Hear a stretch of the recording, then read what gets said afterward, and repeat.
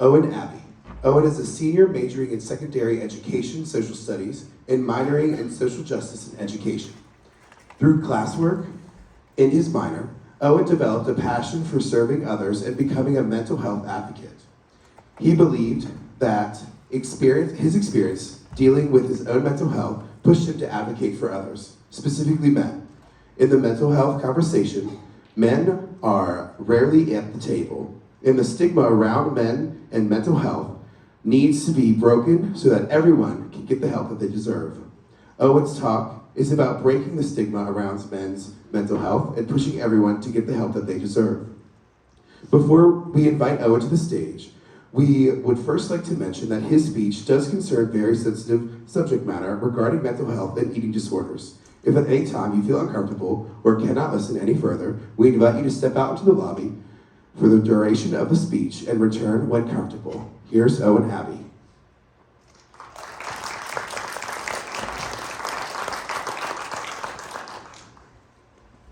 All right.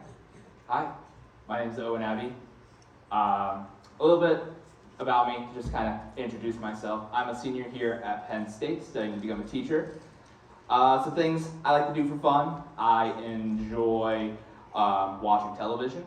I enjoy writing stories, and I enjoy hanging out with my friends. I would like to think I'm a generally well-liked person, and I'm passionate about a lot of things, including the hobbies that I just listed and the people that you see behind me. Oh, yeah, and I have an eating disorder.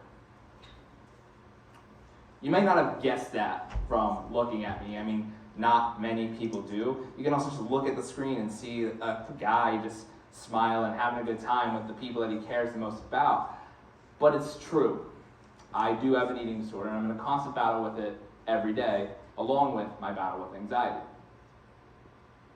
And there are thousands, if not millions, of men that are in that same position as me. Yet we don't recognize that within ourselves. We tend to struggle to react to our emotions, and we don't even reach out for help. I mean, we tend to think that there's actually nothing wrong with us. It's a systematic problem that dates back to when we were children in school and persists until the day that we die. And unfortunately, for some men, that is not when we grow old. You see, according to nationaleatingdisorder.org, men with eating disorders have a higher mortality risk than women. And from 1999 to 2009, hospitalizations for men with eating disorders increased by 53%. 53%.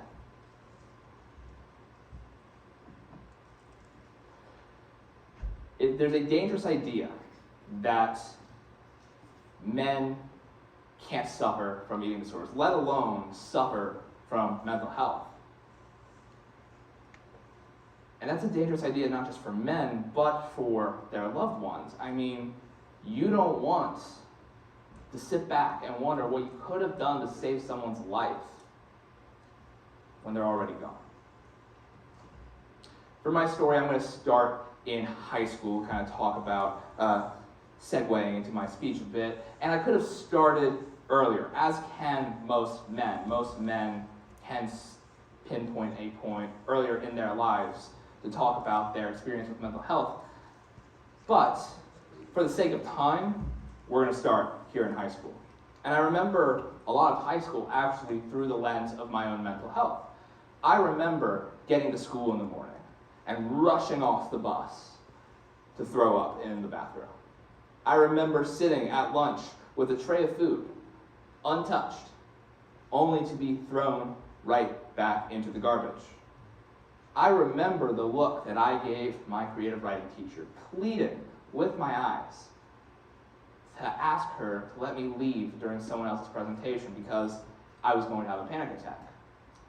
And unfortunately, I did have that panic attack.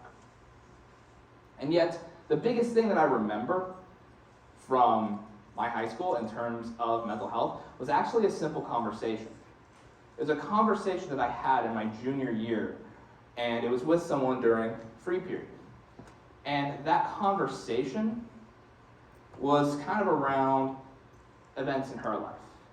It was related to something that she was going through, and as a symptom of that, she was struggling to eat.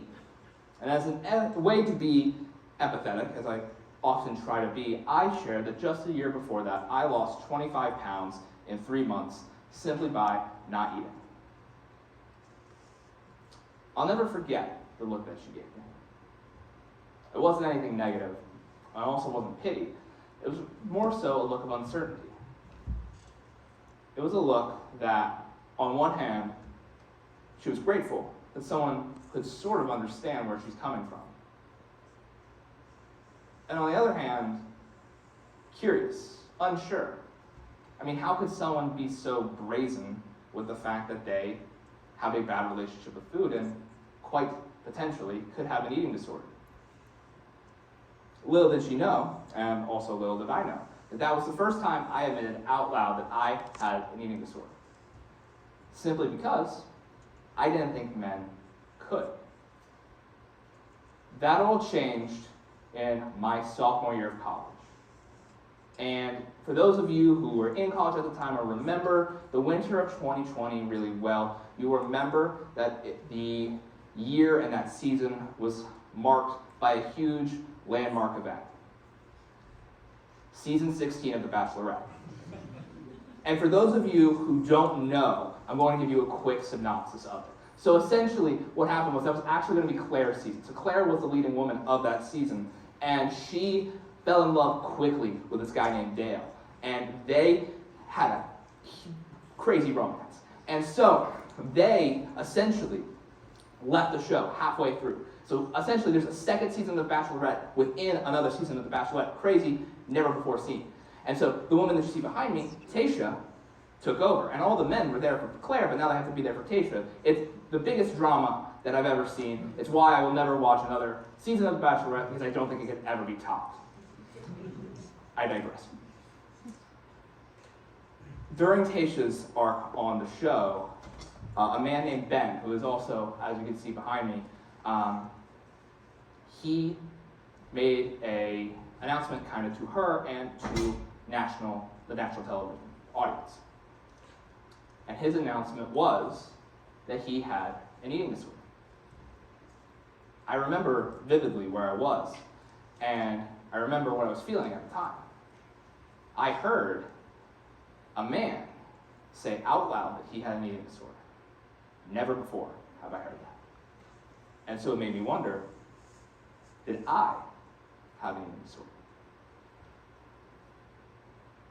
From then on, I went on a mental health journey. I learned more about myself.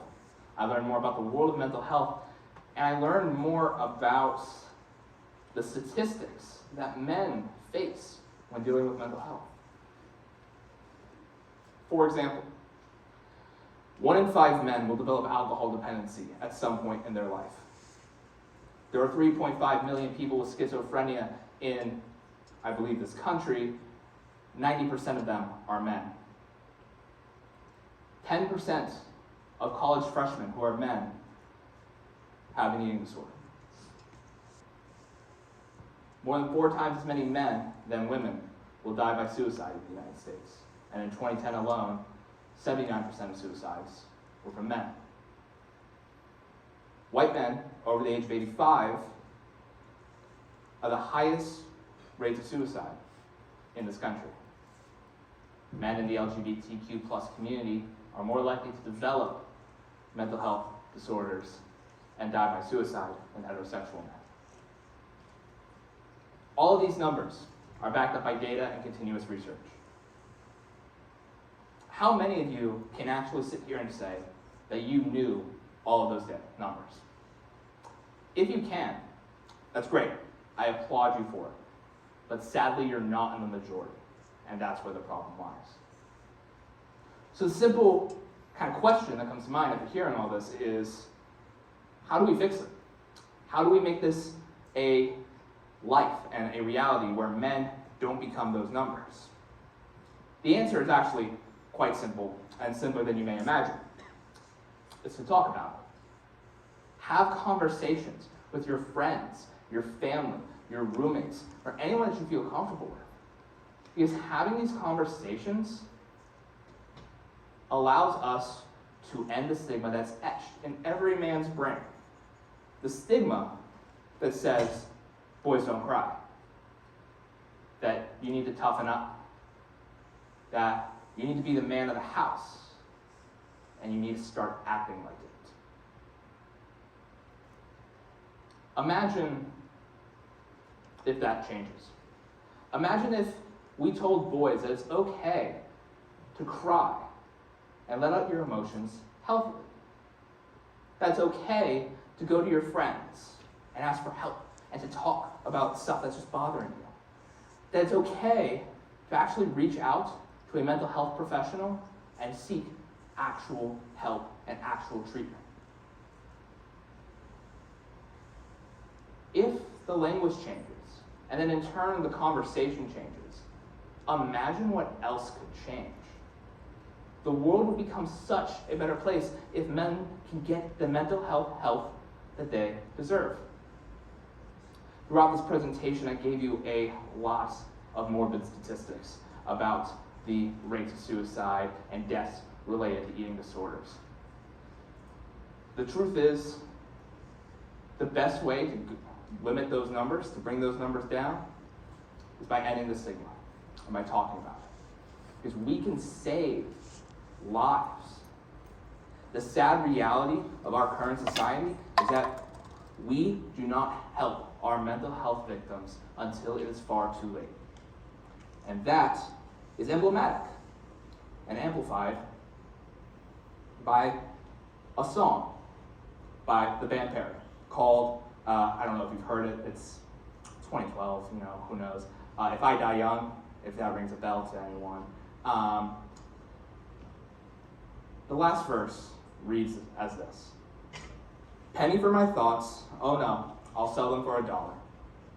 They're worth so much more after I'm a goner. And maybe then you'll hear the words I've been singing. It's funny when you're dead, how people start listening. Penn State students, faculty, and staff, I encourage you tonight to go out and ask a male friend of yours how they're doing. How's their day going? How's class going? You're not a therapist, so I'm not asking you to be one, but what I am asking you to do is to lend a kind ear. You never know what someone else is going through. And that little question that is probing to kind of allow someone to open up means the world.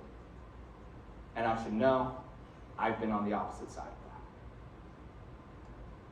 that. As I wrap up the presentation here tonight, I reflect one last time on my high school and college experience. At the end of high school and at the beginning of college, I was frankly underweight, skinny, and unhealthy. You can see at this far right photo over here that I was truly skinny and I was not a healthy individual. But ever since that moment, ever since this photo was taken, I've grown. I've grown into someone that I can be really proud of because I've done the work to try and make sure that I can get the help that I deserve. I've put myself in a position where every time that I can talk about my eating disorder, I take it because I want to make sure that everyone gets into that position that I'm in. Specifically, I want men to feel that way too. And I wouldn't be here today if I didn't accept some of these great opportunities for sharing my story. And I also wouldn't be here today without my friends who allow me to share my story. And for that, I'm going to speak directly to them for now. To those who came out here tonight, I want to thank you. Your support to me means the world, and I will never, ever forget it. You allowing me to share my story has truly made it so that I can be able to stand up here and not be afraid to tell it to people that I'm unfamiliar with. Your support is truly what keeps me going, and I can never, ever repay it. So thank you all. for showing up tonight. And I hope that one day every man can say that to their friends and their support network.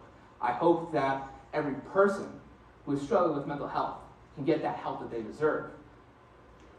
Because my work is not going to stop until that's the case. My work's not going to stop until we all, as a collective, united society, get the mental health help that we deserve. And I hope that you join me on our journey to end the mental health epidemic. Thank you.